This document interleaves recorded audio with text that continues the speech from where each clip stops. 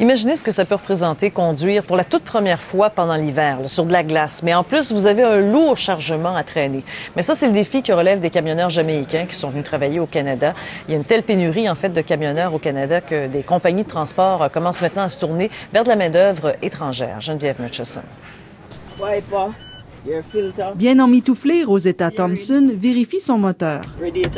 Il fait moins 25 degrés. Tout un écart avec la Jamaïque, son pays d'origine, où elle a travaillé dans l'industrie durant 7 ans. Jusqu'au jour où est né le rêve de conduire sur des routes de glace. C'est la télé-réalité américaine sur l'aventure des conducteurs nordiques qui l'a attirée au Canada. Always be a dream to come whether here or America to do long haul. Elle travaille avec 5 autres Caribéens pour une compagnie de transport de Winnipeg. Avec la croissance de l'industrie du transport et le vieillissement des routiers canadiens, il y a une importante pénurie de camionneurs.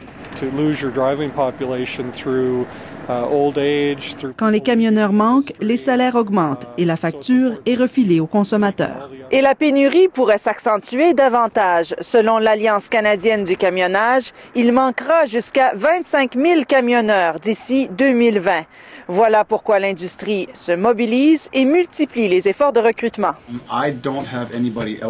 Chez Horizon Transport, il faudra remplacer plusieurs conducteurs d'ici 5 ans.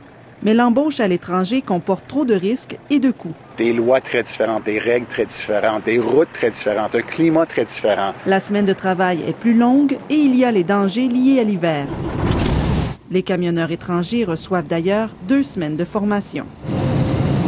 Andrew Ryan est heureux. Dans son pays, le taux de chômage atteint 16 %. Ici, il peut conduire le jour. Son employeur retournera sous peu en Jamaïque pour recruter 6 autres conducteurs. Ici Geneviève Murchison, Radio-Canada, Winnipeg.